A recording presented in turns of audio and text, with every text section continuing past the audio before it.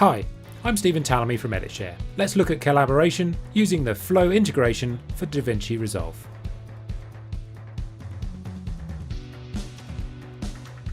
Our new integration takes advantage of the features of Davinci Resolve 17 to bring the power of Flow right into the Resolve experience. We can browse media, we can search, and we can find assets to bring into Resolve. Right now I'm in the middle of an edit and I have a rough cut I want to get reviewed. So what I'm going to do is quickly upload this to Flow.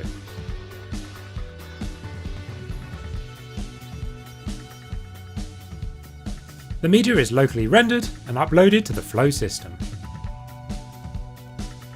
With that uploaded, let's switch to a remote user using our Airflow web interface.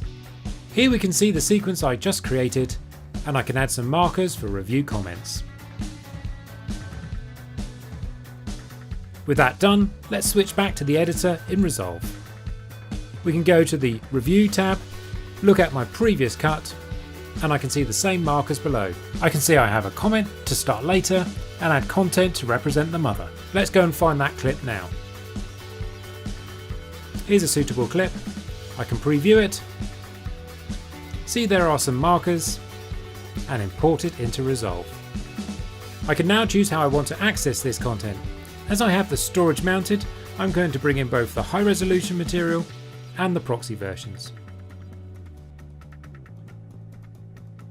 With the proxy support in Resolve 17, I can take advantage of a lighter weight workflow with the ability to view the high resolution whenever I want. We can see that the markers and the media has imported into Resolve. Let's add it to the sequence. I want to go a little before this sip and a little bit after. Let's also shorten the sequence.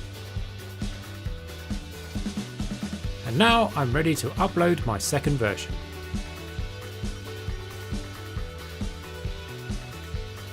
There's loads more you can do with the Flow integration for Davinci Resolve 17, but hopefully this has given you an idea of some of the workflows available.